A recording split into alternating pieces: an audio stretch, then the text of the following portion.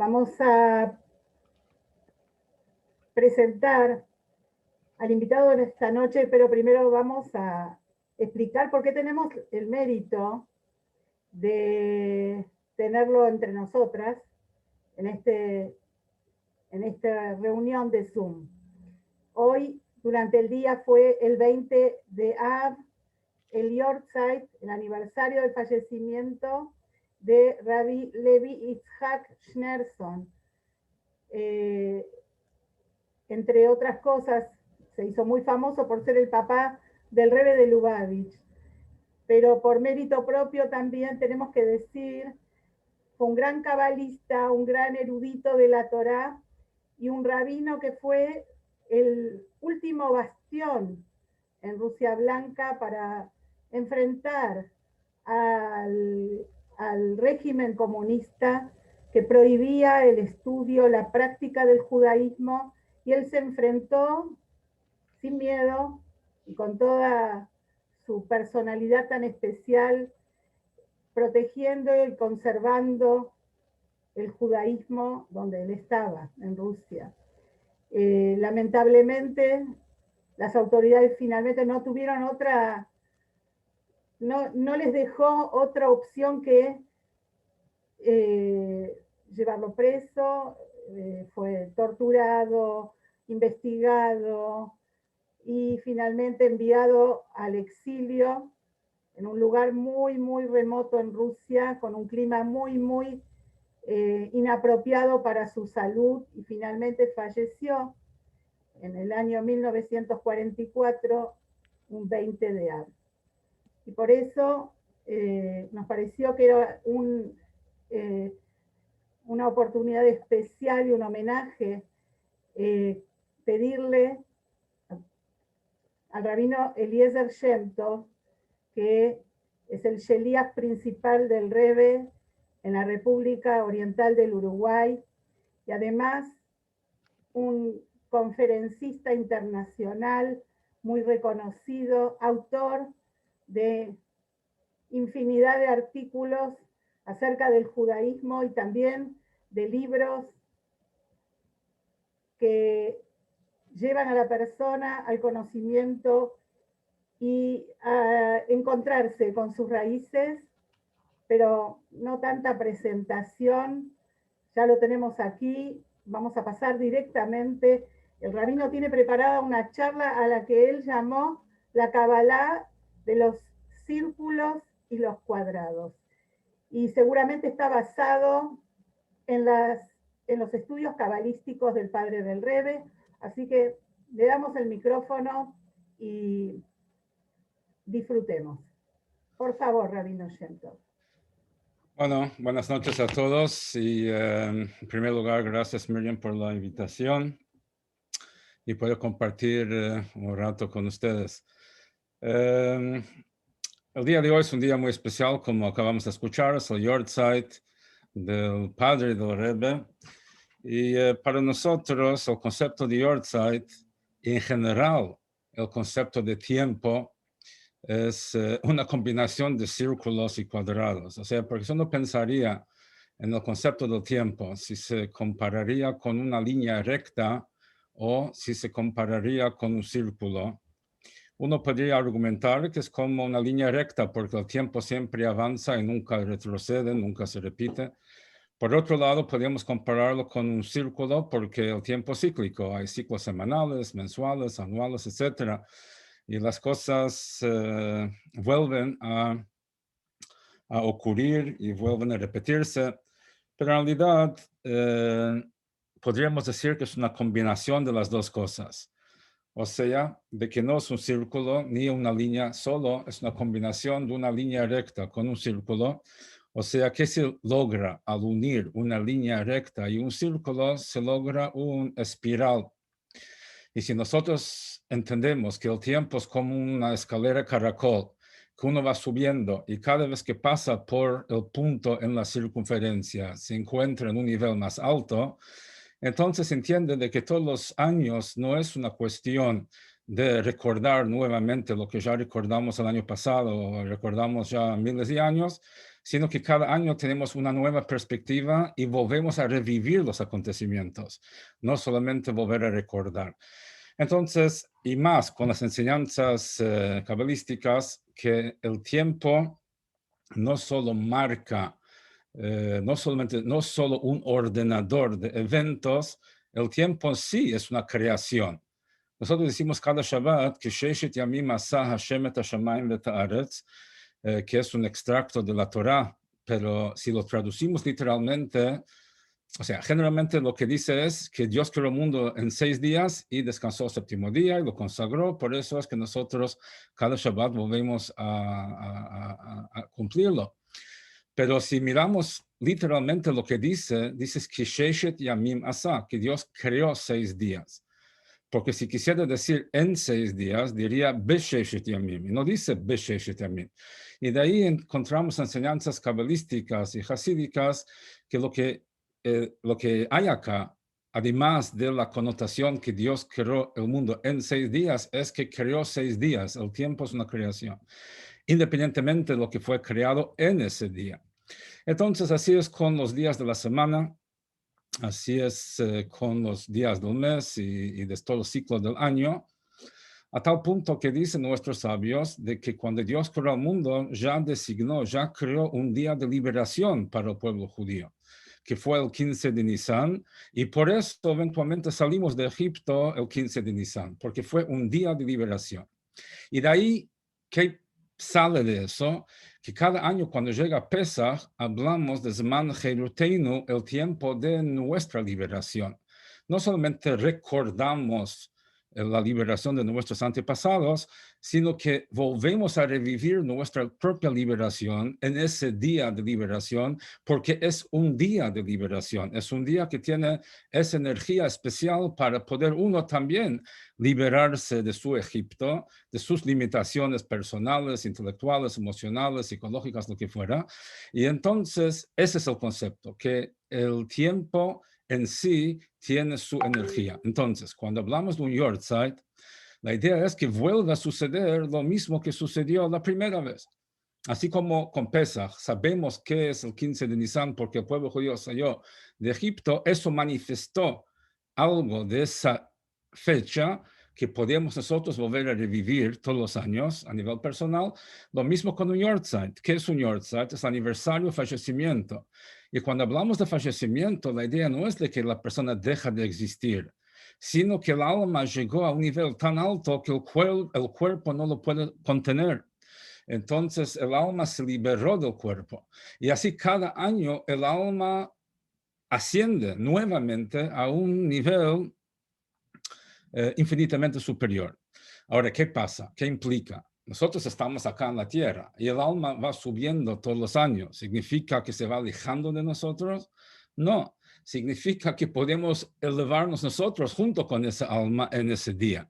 En ese día en el cual esa alma al cual estamos allegados, o si es un familiar, un padre, una madre, o si es un maestro, o si es alguien cuyas enseñanzas han tenido, sigan teniendo impacto en nosotros, entonces cuando llega el día de su Yortzeit, cuando su alma asciende a un nivel nuevo, nosotros podemos también ascender en nuestra propia vida, también en conjunto con esa alma. Entonces, eso es la idea de este día, no solamente recordar lo que sucedió en algún momento,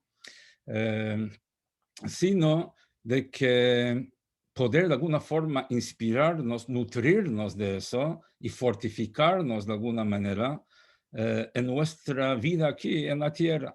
Ahora, para eso hace falta entender algo de lo que representa. Igual como Pesach, si uno no conoce la historia o no conoce la profundidad de la historia, es difícil que se inspire o se siente conectado. O vamos a decirlo al revés. Cuanto más uno entiende la esencia de la historia de Egipto, deja de ser algo que ocurrió con alguien en algún lado, en algún momento, y es más algo que pasa conmigo aquí y ahora. Pero para eso hace falta abstraer lo que es Egipto, esclavitud, liberación, para que ese acontecimiento lo veamos como una descripción y una enseñanza de nuestra realidad y no solamente un documento de lo que pasó con algo en algún lado en algún momento.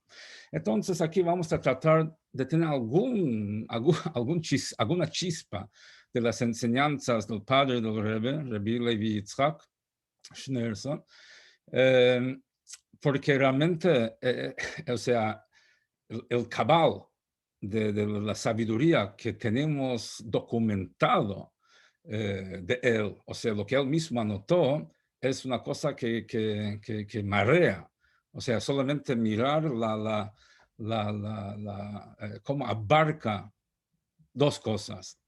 Las leyes generales de la existencia y a su vez cada detalle de las cosas. Entonces, y más, o sea, lo que tenemos es muy poco porque tenía muchísimo más que fue confiscado por los rusos y hasta el día de hoy no sabemos si están o no están o dónde están.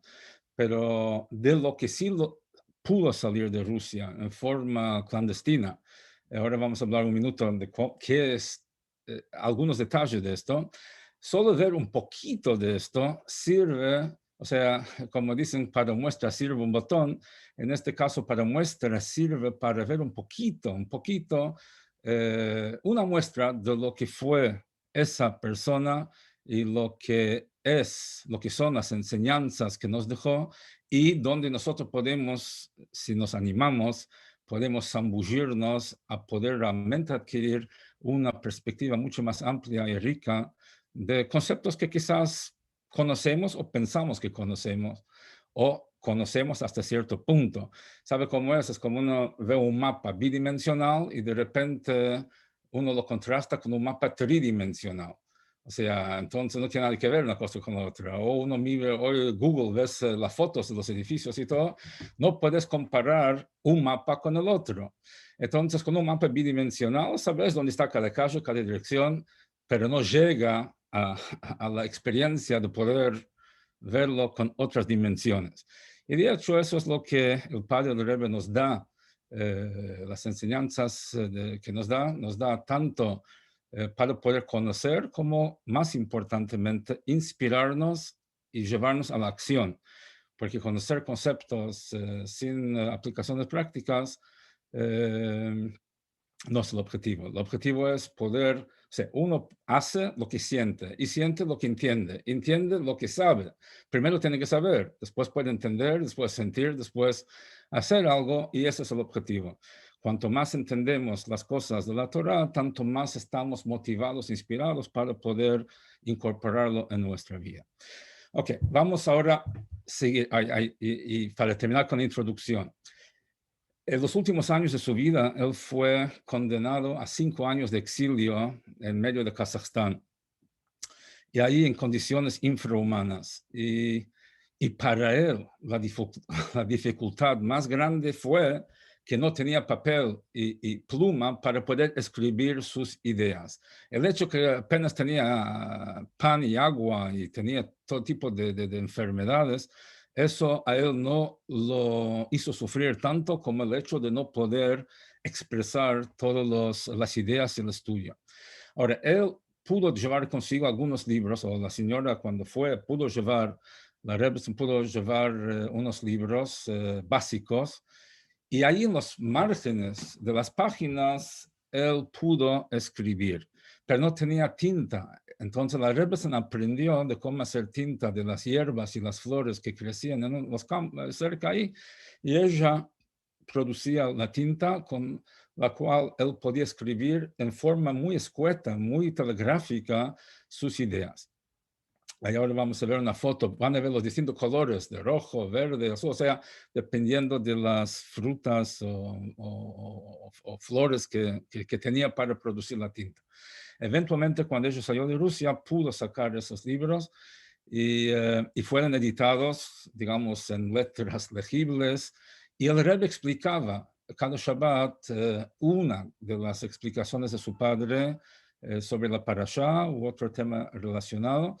Y ahí, o sea, uno ve cómo el Rebbe pudo desglosar, pudo desempaquetar tanta información de unas palabras tan tan precisas que su padre escribió, que es otra maravilla para ver quizás en otra oportunidad. Pero hoy vamos a ver solamente una cosita. Pero antes que eso quería mostrarles a ver, ahí está. Ok. Ahí está.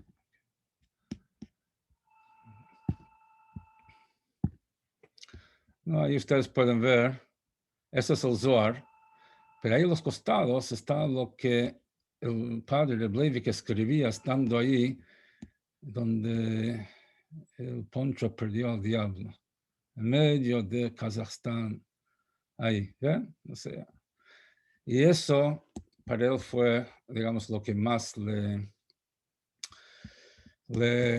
dio vida, ¿no? Poder realmente escribir estas cosas. Ok, ahora vamos a ver una de las cosas que él dice y ver. Empecemos con la historia del Talmud, ¿ok? Que tiene que ver con todo esto. Y el Talmud cuenta una historia, ¿no? En el tratado Berajot, página 48, folio A, cuenta que Rabba, que era un gran maestro, tenía dos alumnos, dos niños, ¿no? Que se llamaban Abaya y Rava. Y en algún momento les preguntó, ¿no? ¿A quién bendecimos cuando decimos una bendición? ¿A quién? O sea, porque la idea es, hay un estatus especial de un niño que sabe a quién estamos dirigiéndonos en la bendición, más allá de saber la bendición de memoria, cuando ya tiene conciencia suficiente de saber que implica dirigirnos a Dios, ¿no? Entonces les preguntó a los dos, ¿a quién nos dirigimos cuando decimos una bendición? Entonces, Rava dijo a Dios, y dice, ¿dónde está Dios? Entonces apuntó al techo. Y después Abaye salió de la casa, dice el Talmud, salió de la casa, ¿sí? Entonces salió de la casa y apuntó al cielo. Ok, entonces después dice de que su maestro dijo, veo que ustedes ambos van a llegar a ser grandes sabios, rabinos, y eso es lo que dice el Talmud, que de chico uno ya puede ver los resultados, o sea, que una calabaza ya de chico se puede ver cómo va a ser cuando madura, ese es el dicho que trae el Talmud, o sea, vio en ellos una grandeza futura. Ahora, la pregunta es, ¿qué significa esto? O sea, el Talmud nos cuenta que uno apuntó al techo y otro salió de la casa y apuntó al cielo. Entonces, ¿qué significa esto? El tema es de que el Rebbe lo trae a correlación a lo que su padre dice que vamos a ver ahora, que aquí no es así nomás. Aquí está el tema de cuadrado y círculo. O sea, de que la casa y el cielo representan dos cosas diferentes. Y vamos a ver. En general, el vínculo que uno tiene con la sabiduría, hay tres posibilidades. Una es, puede entenderlo cabalmente, puede absorberlo, puede entenderlo, puede manejarlo, puede apropiarse de alguna forma de la información. Y después están aquellas cosas que no entendemos. Sabemos que no entendemos, o sea, hay algo que no entendemos. Y después hay cosas que ni sabemos que no entendemos. ¿Ok? Entonces, en términos cabalísticos, esos dos últimos se llaman makif. Makif significa algo que abarca, que está por fuera de mi alcance, pero hay makif hakarov y makif harachok. O sea, hay algo que está fuera de mi alcance, pero cerca de mi alcance, fuera pero cerca. Después hay algo que está fuera de mi alcance y lejos de mi alcance. Entonces, esa diferencia entre la casa y el cielo. La casa vendría a ser algo que está fuera de mi alcance, pero cerca de mi alcance relativamente, y el cielo es algo fuera de mi alcance y lejos de mi alcance. ¿Ok? Entonces, o hay, no sé, en español, como dice en inglés, está lo que uno sabe, pues están los unknowns Después están los unknowns. Está lo que sabemos, está lo que no sabemos, después está lo que ni sabemos que no sabemos. Entonces, lo que sabemos, eso se llama or pnimi, una luz que penetra, que entra, que uno puede metabolizar de alguna manera. Pero después está aquello que no podemos entender, y entonces ahí está lo que no sabemos y lo que no sabemos que no sabemos, ni sabemos que no sabemos. Entonces, ¿qué tiene que ver con todo esto? Entonces, eso tiene que ver con varias cosas. Primero tiene que ver con las dos, que esa respuesta de Abaye y Rava de niños se expresó también en sus discusiones a lo largo de la vida, porque Abaye y Rava son dos sabios en el Talmud que discuten mucho, o sea, son muy presentes en todo el Talmud sus opiniones. Y hay que entender que cuando se trata de discusiones en el Talmud, obviamente son discusiones para dilucidar los conceptos. Y a veces, no a veces, siempre las discusiones en el Talmud, ambos tienen razón. Me hace recordar la historia de un rabino que le vinieron dos en un pleito y cada uno presenta su caso, el rabino dice, tenés razón. El otro presenta su caso, dice, tenés razón. Y estaba la señora sentada ahí, dice, ¿cómo puede ser que los dos tienen razón? Dice, tú también tenés razón. Pero el punto es que nosotros decimos, que cuando hay una discusión en el Talmud, no es que uno no tiene razón y el otro uno tiene razón, el otro no tiene razón. El vencido, para así decirlo, sigue siendo parte de la Torá. Entonces, a veces se aplica en la práctica su opinión y a veces se aplica a nivel conceptual. O a veces se aplica, en ciertas circunstancias se aplica la opinión de uno, pero en otros la opinión de otros. Una gran diferencia, por ejemplo, hay entre la época pre-mesiánica y post-mesiánica. La halajá hoy se define de una manera, en base, cuando hay discusiones, que vamos a ver más adelante, pero cuando Mashiach va a venir, se va a definir distinto. ¿Por qué? Porque la realidad va a ser distinta, entonces que va a llevar que, dado que la condición es diferente, entonces la aplicación de la ley es acorde dentro de los, digamos, dentro de los márgenes reconocidos. Bien, ahora, ¿qué tiene que ver todo esto con Abaye y Rava, cuadrados y círculos? Entonces, la idea es así. La diferencia entre cuadrado y círculo, cuadrado, imaginémonos que estamos dentro de un círculo rodea todo por igual. No hay un punto de arranque en un círculo. Es algo, un cuadrado, si uno está dentro de un cuadrado, digamos, si bien está envuelto por ese cuadrado, pero hay puntos donde está más cerca y puntos donde está más lejos. ¿Ok? Y eso es diferencia de Makifa Karov y Makifa Rajok. De ese Makif que sea envoltorio cercano y el envoltorio lejano. El cuadrado representaría el envoltorio cercano, porque si bien es un envoltorio, hay algún punto más cerca, más lejos, es algo que uno puede de alguna forma acercarse al tema, a diferencia del círculo que nos rodea por igual y no hay punto de donde podemos enganchar nada. Es todo tan lejos de nosotros. Entonces, ¿qué vemos? Vemos que hay dos letras en el alfabeto hebreo que representan eso. Vamos a ver ahora que representan exactamente eso y vamos a ver qué tiene que ver con lo que estamos hablando. Entonces encontramos así, en el alfabeto hebreo, si vemos aquí las letras como están en la Torah, hay dos letras que están totalmente cerradas, la Samach y la Mem final. La Samach tiene la característica que tiene que ser redonda. La Mem final, o sea, ¿qué distingue entre esas dos letras? Son muy parecidas, pero la Mem final es cuadrada, tiene que estar cuadrada, o sea, puntiaguda abajo, ¿no? Porque si es redondo, ya no sirve, o sea, si es un Sefer Torah no sirve, es una mezuzá no sirve, porque es parecido a la Samach. O sea, lo que distingue entre esas dos letras es que la Samach es redondo y la Mem Sofit es cuadrada.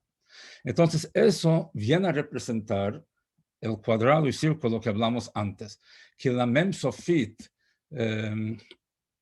La Mem Sofit representa Makif HaKarov, o sea, ese envoltorio cercano, y la Samach representa el envoltorio lejano, el círculo, que es algo donde no podemos tener acceso a conocerlo ni siquiera. Ok, entonces, ¿qué tiene que ver esto? Por eso Abaye salió a mostrar al cielo, Rava apuntó al techo. Ahora vamos a ver qué tiene que ver. Lo que tiene que ver es así. En las discusiones entre Abaye y Rava a lo largo de su vida, muchos de sus argumentos se centran en ese punto. Si podemos tomar en cuenta como existente o relevante algo que no podemos entender, algo que no podemos resolver. Si el hecho que no podemos resolverlo implica que por lo tanto no existe, no es relevante, o si el hecho que no podemos entenderlo significa nada más que eso, que no podemos entenderlo, pero no por no poder entenderlo significa que no existe. Entonces, Rove dice, para él la realidad termina en Makif HaKarov. Para él dice, la realidad relevante a nosotros es algo que podemos nosotros de alguna manera llegar a resolver. Si es algo totalmente fuera de resolución o fuera de comprensión, no podemos tomarlo en cuenta en halajá. O sea, no es una cosa que podemos tomar en cuenta en definir un camino concreto en la vida. Abaye dice no. Abaye, que apuntó al cielo, para él ese círculo, esa realidad de círculo, esa realidad que va más allá de nuestra comprensión, es una realidad. El hecho que yo no lo entiendo no significa que deja de existir. El otro día alguien me dice, bueno, yo soy ateo, yo no creo en Dios. Digo, mira, la existencia de Dios no depende si crees tú o no en Él. O sea, Él va a existir si crees y tampoco depende de que si yo creo. Es una realidad. Puedo yo o aceptarlo o no aceptarlo, pero aunque yo no lo entienda, existe. ¿Dónde hay un caso así? Vamos a ver concretamente en el Talmud. En las leyes de matrimonio, un tema básico, ¿cuál es la esencia del matrimonio a nivel halágico? El nivel esencial es que una mujer, antes de casarse, puede casarse con quien quiere.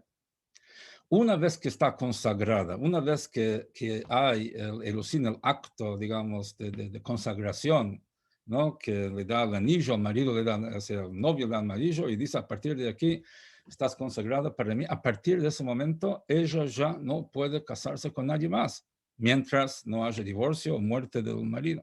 Dios libre y guarde. O sea, de que hasta ese momento puede casarse con quien quiera. A partir de ese momento no puede casarse con más nadie. Ese concepto de separación, de apartar o de reservar, de hacer exclusivo, se llama Kiddushin. Kiddushá, cuando decimos algo que consagramos algo, la idea esencial es que lo apartamos de la norma, lo apartamos del acceso de los demás. Es algo que llega ahora a un nivel diferente. Eso cuando decimos sagrado, sinónimo con la idea de Havdalah, de separación. Entonces, eso es lo que sucede básicamente, esencialmente en el acto de matrimonio. Ahora, ¿qué pasa? El acto de matrimonio tiene dos partes. Una parte es lo que se llama erusin, que no es compromiso, mucho más que eso. Es erusin, o sea, donde la consagración, pero después hay la segunda parte que es consumar el matrimonio. Quiere decir, antiguamente había 12 meses entre ambos pasos. O sea, cuando le dio el anillo, a partir de ahí empezaron a preparar el casamiento y todo lo que necesitaban, y 12 meses después es que se terminó, digamos, el proceso, y ahí es que convivían como marido y mujer. Hoy en día se hacen las dos cosas debajo de la jupá, o sea, después hay 2 copas de vino. Con la primera copa de vino se hace las bendiciones de Kiddushin y el dar el anillo, y después se lee la Ketubá y se toma otra copa de vino y se hacen las 7 bendiciones de Nisuin, y salen de ahí ya con los 2 pasos hechos sin tanto burocracia. Ahora, ¿qué pasa? Hasta que no se hace la segunda parte, ella, la mujer, no puede casarse con nadie, pero tampoco puede convivir con su el que la consagró hasta no cumplir con la segunda parte de Nisuin. ¿Ok? Normalmente eso está muy claro y fácil. Pero ¿qué pasa en la época cuando había ese lapso de tiempo entre uno y otro? Que uno hizo Kiddushin con una mujer que tiene una hermana y no se acuerda cuál de las dos hermanas consagró. ¿Ok? Se da una situación así por la razón que sea. Puede ser que eran mellizas, idénticas, o puede ser que él mandó a un enviado, porque uno puede delegar que alguien haga el Kiddushin. O sea, uno puede delegar, mandar a alguien con el anillo para que consagre una mujer para él, ¿no? Entonces, él le dice, mira, anda, y quiero casarme con fulano mengana, va, y de repente, y no se acuerda con cuál de las dos hermanas tenía que consagrar, o consagró una y no se acuerda cuál. Ahora, ¿qué pasa acá? Lo que pasa es de que hubo una consagración de una mujer, y a no saber quién es, ¿cuál es el problema? El problema es que tiene una hermana. Entonces, él no puede, por las dudas, elegir la hermana que quiere. ¿Por qué? Porque está prohibido casarse con la hermana del esposo de uno. Uno no puede casarse con dos hermanas. En la época que había la poligamia estaba permitido. Entonces, uno no puede casarse con dos hermanas. Entonces, si él consagró a una y ahora no se acuerda, no sabe cuál es, y consagra a la hermana, estaría casándose con la hermana de su esposa, sin saberlo. Entonces, aquí no hay cómo salir del tema, no puede, digamos, consagrar a ninguno de los dos, no puede casarse con ninguno de los dos, tendría que probablemente dar un get a los dos por las dudas, y ahora ellos pueden casarse con quien quieran, menos con un cohen, porque están divorciados, no sé, la lajaí. Pero el punto es, ok, ¿por qué les cuento toda esa historia? Porque acá, ¿qué pasa? Está el Kiddushin, que es el primer paso, se hizo bien, pero no hay manera de llegar a la segunda por la duda que surgió. Ahora, la pregunta es, ¿el primer paso sigue siendo válido? O sea, una persona que consagra a una mujer, pero no puede llegar al segundo paso, ¿tiene sentido, tiene validez el primer paso? Esa es la discusión entre Abaye y Rava. O sea, Kiddushin shelo nimseru lebiyah. O sea, uno consagró a una mujer, pero por la manera que lo hicieron, no puede llegar nunca a la segunda parte con ella. Entonces, ¿sirve o no sirve retroactivamente ese primer paso que hizo? ¿Necesita un divorcio o no? Eso es lo que dijimos antes. O directamente, dado que no hay manera de terminar el proceso, queda caduco y ya está. Entonces, Abaye dice, está casada esta mujer. Porque aunque no puede llegar a expresarse en la práctica, está, o sea, está consagrada. Robert dice, no, si no puede llegar a consumar el matrimonio, entonces retroactivamente significa que lo que se hizo no sirve para nada. O sea, ¿para qué sirve el primer paso si no puede llegar a consumarse y no puede llegar al segundo? Entonces, ahí está el concepto. Entonces, el padre del Rebbe explica. ¿Qué tiene que ver esto? ¿Por qué Abaye y Rov están discutiendo esto? ¿Y por qué opinan? ¿No qué opinan? Por lo que dijimos antes. Dado que para Abaye, que apuntó al cielo, si el círculo, la realidad círculo es una realidad, aunque yo no lo entienda o no lo puedo manejar, eso no quita el hecho que existe. Y Rov dice que en cuanto a la halajá, con lo que tenga que ver con la práctica, si es algo que yo no puedo manejar o no puedo dominar, no puedo acceder, entonces eso no es una realidad que yo tengo que tomar en cuenta, porque es una cosa que no funciona así el sistema. Entonces, ahí hay un ejemplo, y hay muchos más, pero no vamos a entrar a los demás. Solo quería una cosa, mostrar cómo hay una discusión aparentemente muy técnica en el Talmud, pero al conocer los dos que están discutiendo, entender que detrás de eso hay una visión mucho más amplia que se expresa en un detalle así. Además, quiero aclarar una cosa. Uno puede pensar cómo la gente que se casaba con mujeres sin saber quiénes son, parece totalmente ridículo. Hay que entender que en el Talmud traen casos que a veces no son prácticos, son teóricos, pero están ahí como para expresar un concepto. O sea, no importa si alguna vez sucedió o no sucedió que uno se casara con una mujer sin saber quién era. Pero para entender el concepto de matrimonio, se trae un ejemplo de este tipo como para poder definir cómo sería en un caso así, para entender qué es lo que sucede en el momento de Kiddushin. Entonces, volviendo a lo que estamos hablando. Entonces, ahí uno ve en el Talmud, ve en la discusión, que sí o no. Uno lee en la historia de la vida de estos dos sabios cuando eran niños, de que cuando le preguntaron a quién bendicen, dicen a Dios, y dice, ¿dónde está Dios? Y una apunta al techo y otra apunta al cielo, ¿qué tiene que ver? Entonces vimos cómo hay esa conexión, de que ambos tenían una perspectiva general distinta, y por lo tanto eso se expresaba inclusive en cómo veían los detalles de la vida. O sea, su perspectiva general se expresaba hasta en los detalles más detallados. Ahora resulta una cosa muy interesante, ¿no?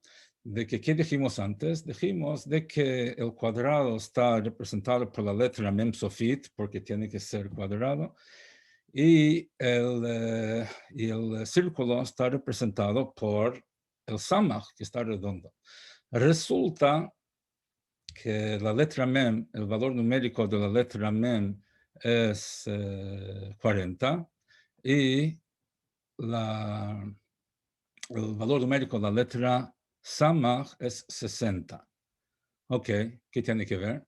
Tiene que ver que Rava, quien tenía la perspectiva cuadrada, o sea, de que aceptaba el makif, lo que está fuera de nuestro alcance solamente si está cerca, falleció cuando tenía apenas 40 años. Abaya, quien tenía su filosofía de vida tipo círculo, o sea, de que aquello que no está a nuestro alcance de entender es una realidad, a pesar que no podemos entenderlo, falleció con 60 años. O sea, de que uno puede mirarlo de la manera como quiere mirarlo, pero el padre del Rebbe nos enseñó que no hay casualidades en la vida y de que cada cosa tiene su conexión.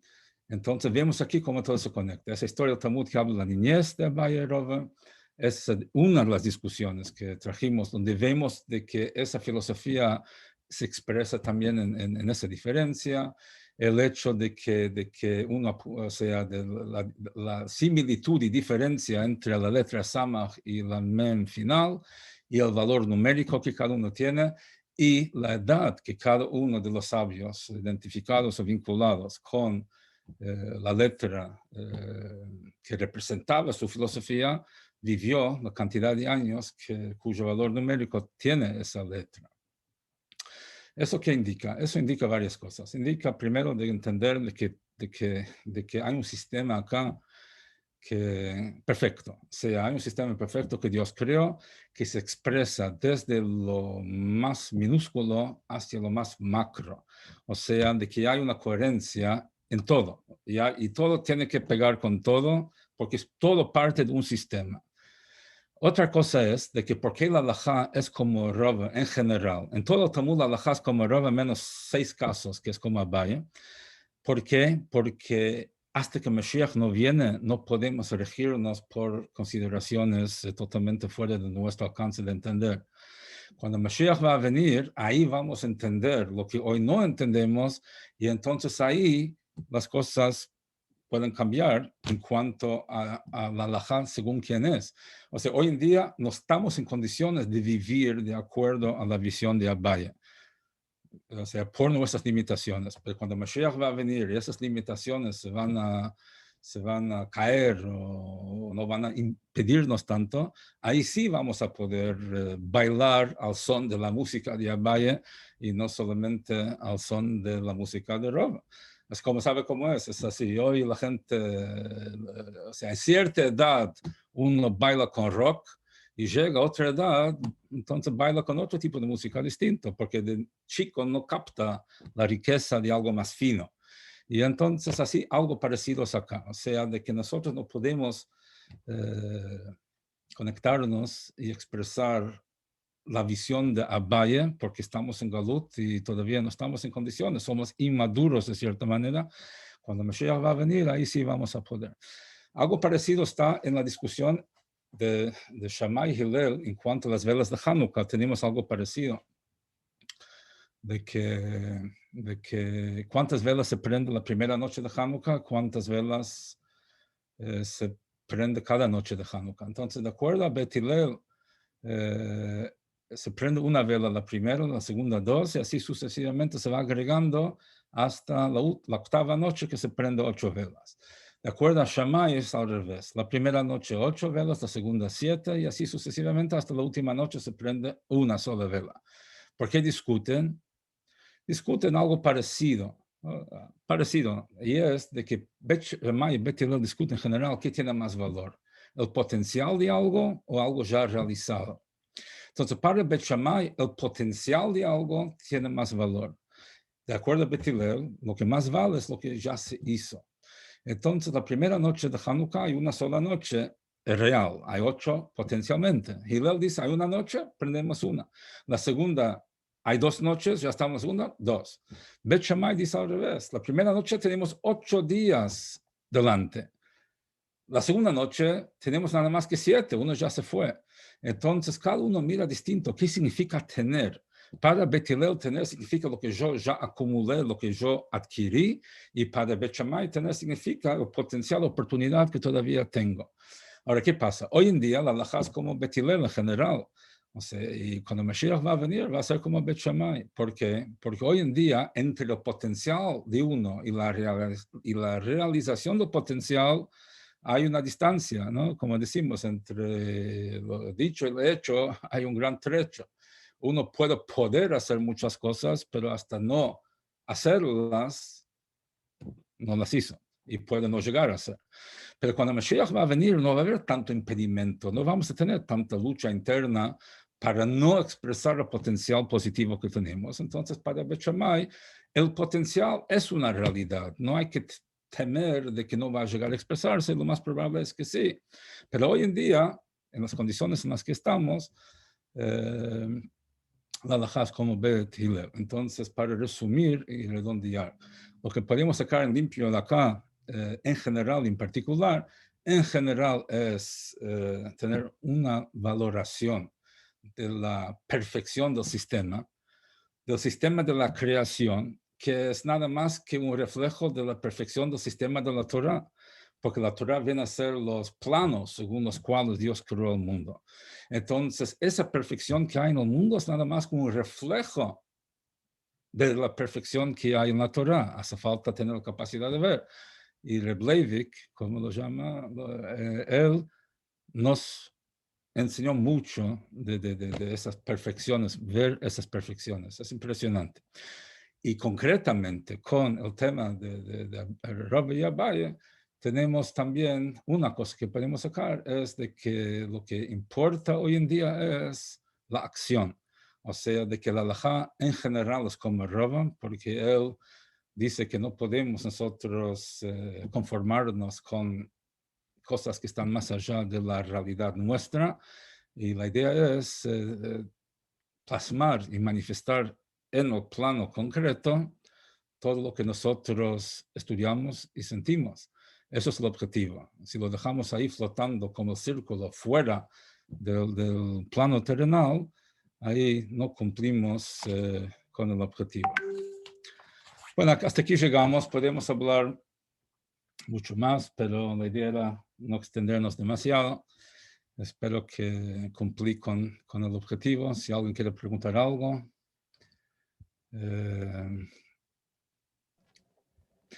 O sea, muy interesante. Solo para cerrar, me acuerdo de una cosa. En el casamiento de mis suegros, en 1951, si no me equivoco, el Rebbe estuvo ahí, el Rebbe los casó. Y ahí en el Kabbalat Panim, o sea, antes, cuando la gente está sentada y o sea, en la recepción, antes de la Jupá, el Rebbe habló ahí sobre un tema interesante. Si el anillo que se le da a la novia en la jupá si debe ser redondo o cuadrado. Hay opiniones que debe ser cuadrado y hay opiniones que debe ser redondo y hay quienes hacen las dos cosas. La costumbre hoy es que es totalmente redondo. También no hay una discusión si debe ser de plata o de oro. Tajles, concretamente hoy en día, si hacemos todo redondo de oro. Mis abuelos se casaron en Siberia, usaron un cuchillo fundido y de eso hicieron un anillo para casarse. Los padres de mi padre. Pero volviendo al tema, ¿cuál es la discusión de redondo y cuadrado? Ahora entendemos un poco más. O sea, redondo representa una cosa y cuadrado representa otra cosa. O sea, redondo representa, o sea, la idea de jupá es invocar y activar algo que nos envuelva. La presencia divina que nos envuelva, que está representado por la jupá que nos envuelve. O sea, el concepto de esa energía que nos rodea y nos protege, ¿no? Pero pueden haber dos maneras, o que es redondo, o sea, algo que no podemos llegar a entender, o si es cuadrado, significa que es algo que sí de alguna manera podemos tener un poco más de acercamiento y comprensión. Pero digo, de que en base a lo que dijimos ahora se entiende un poco más ese concepto, que vemos la presencia del círculo cuadrado. Yo cuando escuché eso, entendía de que la idea era que había anillos que se hacían redondo y cuadrado adentro y cuadrado afuera. Y así entendía yo siempre el concepto, lo que se hablaba, de que se unían las dos cosas, redondo y cuadrado. Pero una vez vi algo maravilloso, que no sé si tiene que ver o no tiene que ver con esto, pero cuando lo vi, dije, wow. Y es así, que hay comunidades donde ellos tenían la costumbre de que el anillo que usaban para matrimonio tenía el siguiente, era así, como lo voy a mostrar ahora.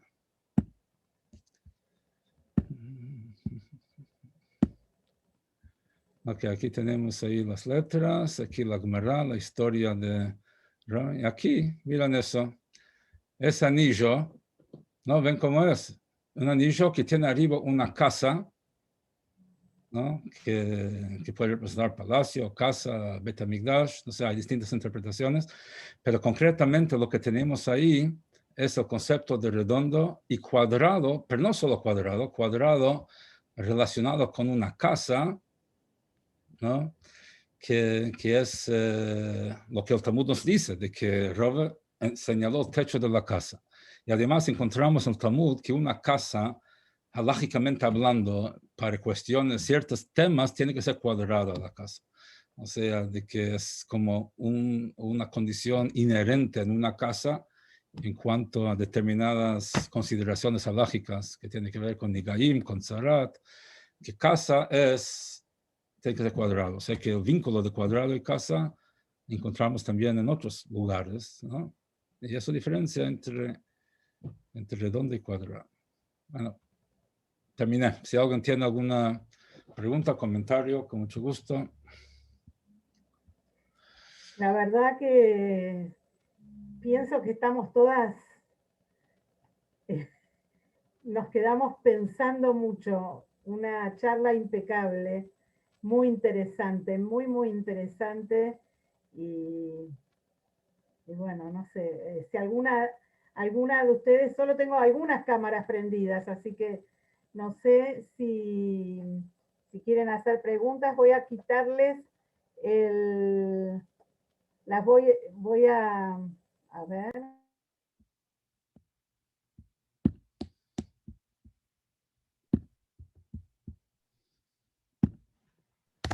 Ya está.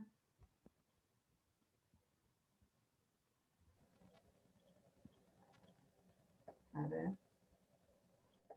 Ahí estamos. La que quiere puede sacarse el micrófono, aprenderlo y si tienen alguna pregunta. Berta, ¿vos querés preguntar? Sí, yo tengo algo? una pregunta, Ribeley. Rita. Sí. Rita. Sí. Le quiero preguntar a Shem Tov, al Rav, que cuando yo me casé en la oficina de Feigesto, bueno, con una jupá hecha por los chicos, y me hicieron la primera parte. O sea, yo no me acuerdo de 7, viste, cuando uno va a un casamiento, hay, como el rabino explicó, que hay 7, que está la segunda parte de las 7 bendiciones, no sé cómo dijo con otro nombre. Quisiera que el rabino me explicara. Me acuerdo que Feigesto nos casó con el vino, con todo, el vaso, con el anillo, pero no me acuerdo de 7, no sé, 7 bendiciones más. Espera, Leiser, estás... Sí, ya veo. Ahí está. El tema no es el tema de las bendiciones, el tema es, o sea, lo que más importa en realidad en la segunda parte es cuando los novios se encierran después en un cuarto, porque está prohibido que un hombre y una mujer estén encerrados, salvo si están casados o si son parientes inmediatos, padres, hijos, hermanos. Pero, o sea, si no hay parentesco, está prohibido, y la manifestación de que están casados es cuando entran a un cuarto, cierran la puerta, y eso manifiesta que están casados. A veces se hace en forma, digamos,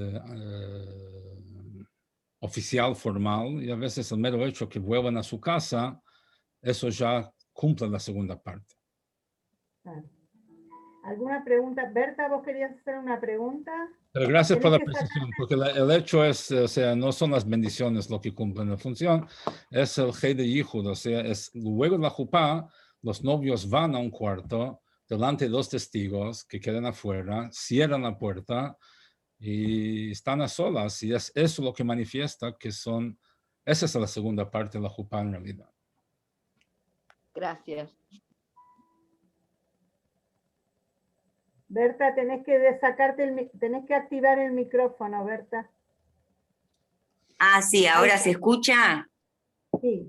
Ah, sí, Rab, yo le quería preguntar, cuando usted habló del anillo redondo y arriba cuadrado, simbolizando una casa en algunas comunidades, ¿se refirió a antes o ahora existe en algunas comunidades? Yo no lo vi, hoy en día no creo que se use. Yo lo vi en un museo en Europa, un día estaba y lo vi, y o sea, como que cuando lo vi, se me ocurrió que quizás ahí está el concepto de redondo adentro y cuadrado afuera. Yo no lo visualicé así, yo lo visualicé como ustedes pueden visualizar, un anillo que adentro redondo y afuera cuadrado. Pero cuando vi eso, digo, wow, ¿será esto lo que era la costumbre de redondo afuera y cuadrado, redondo adentro y cuadrado afuera? Te lo traigo como curiosidad, no es una cosa que el Rebbe haya mencionado, ni su padre haya mencionado, y quizás no tiene nada que ver. Le cuento simplemente lo que me vino a la cabeza cuando... Era un anillo de casamiento.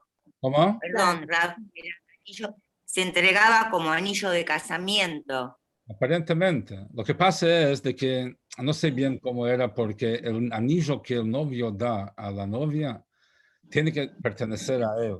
Entonces, tiene que ser propiedad. Ahora, yo no sé si usaban ese anillo como el anillo de la jupá, o si se le daba como adorno durante el casamiento, o si le prestaba, no me imagino, o quizás había familias adineradas que podían tener realmente un anillo así que el novio da a la novia y ellos después lo guardan. No creo que vayan andando con eso todo el día. Pero no sé, la verdad que no sé bien, lo pueden googlear y saber más que yo. Digamos, el momento... Está bien, Rab, muchas gracias. Me llamó mucho la atención. Muchas gracias. ¿Alguna pregunta más? Yo tengo. Bueno, sí. Rabino, ¿cómo estás? Gracias a Dios. Baruch Hashem. Qué lindo escucharte. Asintomático. Yo tuve el placer que me case el Rabino Shem Tov. Estoy re feliz de escucharlo siempre. Escucha, quería preguntar solo cuando estabas hablando sobre el tema de si quedó Kiddushin, si está consagrado o no, en el caso que habías planteado al final. ¿Está consagrado o no? La halajá en este caso es que sí. O sea, en este caso la halajá es como Abaya. Son de las 6 excepciones que la halajá es como Abaya. En todas las demás discusiones a lo largo y ancho del Talmud, la halajá siempre como Rava. Pero en este caso es como Abaya. No llegué a ver por qué. Porque yo pensé, estaba votando en mi cabeza cuál de las dos era, y para mí pensé que sí, porque siempre que uno consagra, es una parte, o sea, hacemos esa consagración y es con Hashem. Hay realidades que no se puede tocar, ¿no? Pensé que era esa respuesta, pero no estaba segura, entonces por eso te pregunto. No, la halajá es como él, pero es una buena pregunta porque cada uno de estos 6 excepciones tiene su motivo. Ahora no me acuerdo, digo directamente, o sea, porque en este caso, justo estos 6 casos, si hay un común denominador por los cuales aceptamos la opinión de Abaye como fallo, como conclusión práctica, si cada caso tiene un motivo diferente, será motivo para otro tema en otro momento. Quizás con Si Dios quiere. otro Desde ya lo vamos a comprometer a más charlas, Rab. Excelente. Esperemos que pronto pueda ser personalmente, presencial, irse ayer. Pero sabes qué, fíjate una cosa, lo que tú acabas de hacer es algo que Abaye y Rava discutirían. Cuando uno hace un compromiso sin tener una fecha y hora, es algo nebuloso, algo abstracto. ¿Es un compromiso o no es un compromiso? No es un- Uno puede comprometerse a algo no definido o no. Ahí tenés un ejemplo. Entonces, de acuerdo a la idea de Abaye que algo no definido es una realidad, Robert diría, si no está definido día y hora, ¿qué tipo de compromiso es esto? Argentina. Muy, muy interesante, realmente. Realmente. Quisiera hacer una pregunta, si es posible. Sí. A veces hay posiciones que dicen que este alto debate en el judaísmo profundiza la diferencia. Yo creo que es la riqueza de poder pensar diferente y, digamos, estas dos posiciones que, si es redondo, si es cuadrado, que no profundizan una diferencia que nos haga alejarnos del otro yehudí.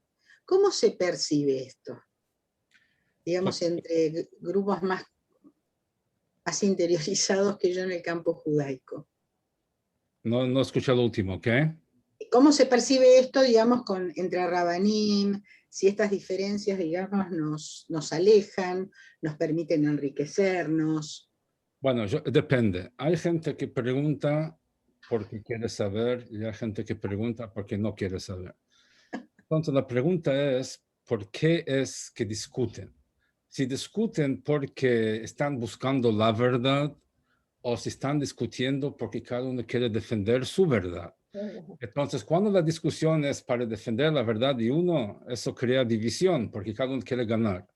Pero si buscan la verdad, entonces ahí la discusión está hecha para llegar a la verdad y entonces no hay malestar. Yo le hago una pregunta. En general, dos personas que discuten y uno gana y el otro pierde. Suponete que está claro, uno ganó y el otro perdió. ¿Quién está contento? ¿Quién está triste? Generalmente está contento el que ganó y el que está triste es el que perdió. Tendría que ser al revés. El que perdió ganó conocimiento. El que ganó no ganó nada porque ya sabía lo que sabe. Ahora depende de qué están buscando. Si uno está discutiendo porque quiere entender, si al final entiende mejor que antes, está feliz. Pero si uno está discutiendo porque quiere defender su posición, entonces ahí no quiere perder. Es una cuestión de ego. Entonces, en concreto, lo que usted está diciendo, depende del objetivo de la discusión. La gente que discute porque realmente quiere llegar a la verdad, no van a tener problemas uno con el otro. Al revés, el Talmud dice de que los sabios luchan como con espadas, o sea, con toda la vehemencia, pero al final terminan con paz, porque ¿qué los motiva en la discusión? el afán por la verdad, no el afán por mi verdad. Entonces, al final, cuando llegan a un entendimiento, aman uno al otro. No es que toleran las diferencias. No es que tolero al otro aunque es diferente. Lo quiero porque es diferente, porque eso me enriquece la vida. Entonces, eso es un poco la cosa en ese tema. Le agradezco la respuesta, muy clara. Le voy a contar una historia que pasó. Hace unos años publiqué un libro que creó mucha polvareda ahí en Uruguay. Entonces, una persona escribió un artículo en el diario atacando el libro, 2 carillas, y me dieron a mí media carilla para contestar. Está bien, estaba ya trillado bastante el tema, entonces sinteticé lo que quería decir en 10 puntos, media carilla, pero después fui a la persona y le di mi respuesta completa de 13 carillas. O sea, no de diario, 13 carillas de papel. Ok, pasan 6 meses, no me contesta y me invitan a la escuela donde él es profesor a dar una clase antes de Rosh Hashanah. Ok, ¿a qué clase? De él.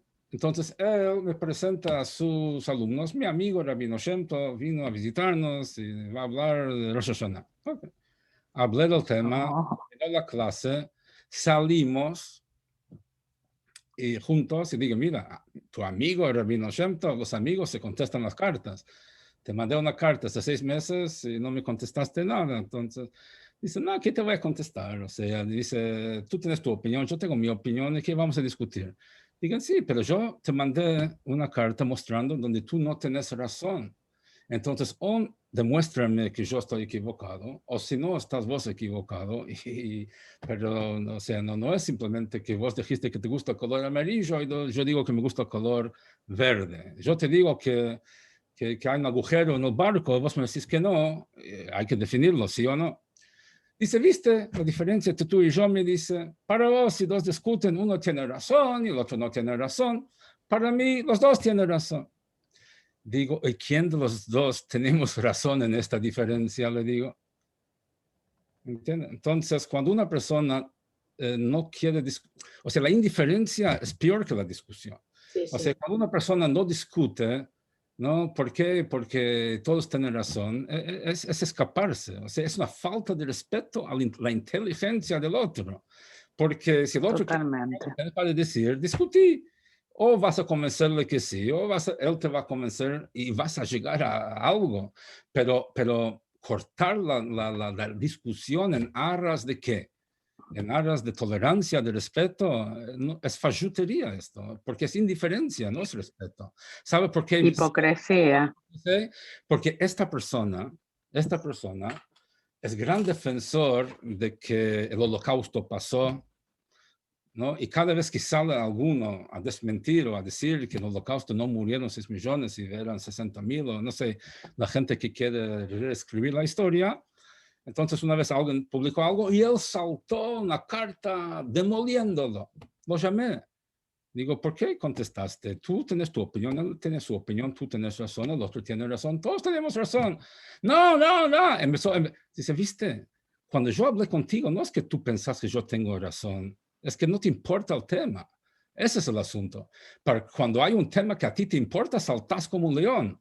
Este tipo, es que dice algo que para vos es un disparate intolerable, saltás. ¿Qué pasó con tu pluralismo en este caso? Vos tenés pluralismo solamente en temas que no te importan. Entonces, sí, no es de que te importa pluralismo, no me importa judaísmo. Eso sería más honesto. Porque en los temas que te importan, ahí se te fue el pluralismo por la ventana. Así que la discusión es señal que te importa. Es también, ¿de dónde sabemos de que un niño se transforma en bar mitzvah a los 13 años? Entonces hay distintas opiniones. Una opinión es de que de la historia en la Torá, donde Shimon y Leví van y matan a toda la ciudad de Shem porque el príncipe había raptado a su hermana Dina, entonces los hicieron circuncidarse. En el tercer día, cuando estaban todos doloridos, salieron y mataron a todos. Jacob, su padre, los reprochó. Pero la Torá nos dice de que Shimon y Leví agarraron, cada hombre agarró su espada y salieron y mataron a los hombres de Shem. Satanás se refiere a ellos con el título hombre, y ambos tuvieron 13 años en ese momento, los dos hermanos. El Rebbe trae todo el cálculo, como sabemos exactamente la edad que tenían 13 años. Y de ahí aprendemos que a los 13 uno ya está considerado hombre. El Rebbe pregunta, ¿por qué aprendemos algo tan importante y centrado en el judaísmo, como el hecho de que cuando es que un niño judío se transforma en hombre judío, ¿por qué lo aprendemos de una historia tan sangrienta? Además, una historia que vemos que el padre de ellos no estaba contento con cómo hicieron las cosas. Entonces, ¿por qué usamos esto? Porque es la base para enseñar a un niño de que pasa de niño a hombre en ese momento. Entonces, la pregunta es, ¿qué diferencia entre un niño judío y un hombre judío? O sea, porque, ¿qué es lo que pasa en ese momento? ¿Pasa de qué a qué? Entonces, eso es lo que aprendemos en la historia de Shimon y Leví. Shimon y Leví, por más que la manera de actuar no era correcta, lo que se destaca es su sensibilidad para reaccionar. Los demás hermanos no reaccionaron. Esos dos no podían estar indiferentes, pluralistas y no sé qué, para dejar que las cosas sucedan, sino que reaccionaron. Eso es el ingrediente, lo que pasa cuando un niño judío pasa a un hombre judío. Pasa, o sea, en hebreo una palabra ichpatiyut, o sea, que te importen las cosas, que las cosas no te pasen ahí como que no importa, todo relativo, todo pluralismo, tolerancia, todo lo que quieren. No, hay cosas que importan, ¿entendés? Entonces, eso es lo que determina si uno es un hombre judío o si sigue siendo un niño judío que no le importan las cosas o ni se da cuenta de lo que está pasando de repente. No es que no importa, quizás ni sabe, no está informado, o no entiende, o no sabe, lo que fuera. Pero es un judío inmaduro. Madurez judía implica cuando te importa y reaccionas frente a los disparates. Entonces, ese es el punto. Ahora, ¿quieres saber cómo actuar? Consultar con Jacob Avinu o consultar con quien tenés que consultar cómo canalizar tus ganas de reaccionar para que sea constructivo en vez de destructivo o que sea correcto. Pero ese es el punto. Entonces, todo es relativo, no hay lo que discutir.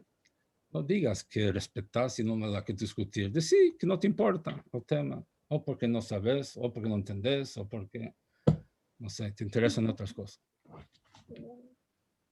Pero una cosa, con eso termino. Había una vez un barco que naufragó en alta mar y vienen dos tipos nadando a la orilla y ahí se encuentran con un tercer amigo y dice, ¿cómo llegaron ustedes aquí si ni saben nadar? A lo que contestan, no estábamos nadando, estábamos discutiendo el uno con el otro. Y creo que esa historia tiene mucha profundidad. Mientras el pueblo judío vamos a seguir discutiendo el uno con el otro, tenemos chance de llegar a un lado. El día que dejemos de discutir porque no nos interesa lo suficiente como para reaccionar, ahí voy. Pero creo que nunca va a pasar porque siempre vamos a tener algo de que quejarnos y algo de que pelear. ¿Sabe cómo es? El otro día estuve en un restaurante, viene un mozo, dice, ¿está todo bien? Y mira, en un restaurante judío no preguntas si está todo bien. Hay que preguntar, ¿hay algo que está bien? Ok. Gracias por su paciencia. Muy bueno. Thank you. Si se pierde el anillo, ¿es importante recuperar por un tema de la halajá? No. O sea, de que el anillo viene a ser propiedad de la mujer y ella con esto puede hacer lo que quiere. O sea, no tiene que mantenerlo. El único valor que tiene es en el momento del traspaso que marca su aceptación de ese compromiso. Porque las palabras las llevan, que eso es también otra cosa cabalística, podemos dejar por otro lado, fascinante, la letra Hey, que representa, vamos a verlo acá, la letra Hey que representa el equilibrio en el mundo, el equilibrio del mundo, porque, ¿qué pasó ahí? No. No, tenés que ir a las imágenes. sí, no. ¿Estamos ahí? ¿Lo ves? Sí, ahora sí. Ok, ahí la letra G, que tiene 3 partes, arriba y al costado y el pie izquierdo, que representa pensamiento, habla y acción. Por eso pensamiento, la línea de arriba y la derecha es habla, porque pensamiento y el habla están siempre, fluyen uno al otro, ¿no?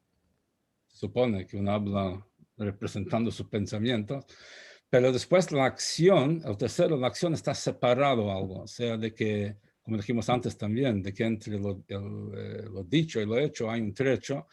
Por lo tanto, en cualquier transacción, desde el punto de vista lógico, tiene que haber un acto, no alcanza palabras. Si yo digo, bueno, te vendí mi casa o te vendo mi casa, no es nada hasta no hacer algo. Puede ser poner una seña de un peso, no importa, pero si pasó a la acción, ya el tema existe. Entonces, esa es la idea del anillo, de que uno puede decir, quiero casarme, te quiero, todo lo que uno quiere, pero cuando hay ese acto de que le da y ella lo recibe y no lo recibe con conocimiento de que con esto expresa de que está de acuerdo con ese compromiso, entonces a partir de ahí está casada y a partir de ahí ella puede hacer con el anillo lo que quiera porque es de ella. Y si se pierde, estoy seguro que no afecta, digamos, nada. Muy bueno. Muy bueno. Si seguimos así no lo vamos a dejar ir al rabino. ¿Qué? Así que, A ver. si seguimos así no lo vamos a dejar ir. Si aprendemos algo y no tenemos mejor cosa que hacer, no está mal. Por eso, aunque sea motivo de discusión entre los dos sabios, nosotras, si Dios quiere, Mircea Hashem, vamos a hacer lo posible para volver a tener al rabino Shem Tov en una charla en Beit Hana, para seguir disfrutando de tanta sabiduría. Muchísimas gracias. Tengan un Shabbat Shalom, un Mevorá. Y bueno, esta noche Gracias. Bueno, Shabbat shalom. voy a terminar solamente Gracias. con una grabación de una canción que se llama la canción de Reb Leivik, de Simchat Torah, que muchas veces en los fabreños el Rebbe pedía que canten esta canción, que es atribuido al padre del Rebbe. No sé si él es autor, pero él lo cantaba mucho. Y más, o sea, estando ahí en exilio, en Simchat Torah, pasaba toda la noche bailando, cantando como si estuviera en otro mundo, bailando con uno de los libros que tenía ahí consigo. Y entonces voy a ver si lo tengo acá y lo voy a poner. Si con eso terminamos. A ver, un segundito. Ahí está.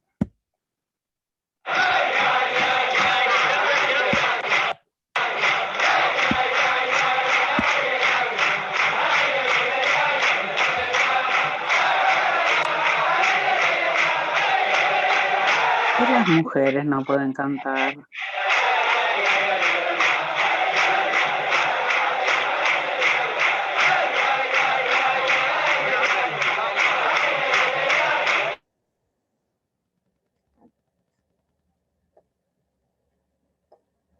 Perdón.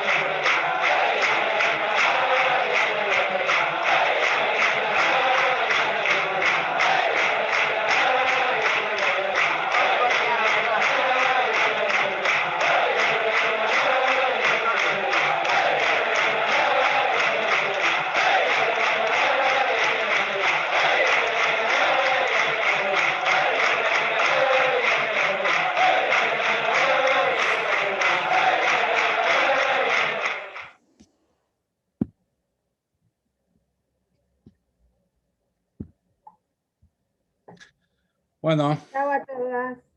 Ok, que pasen bien.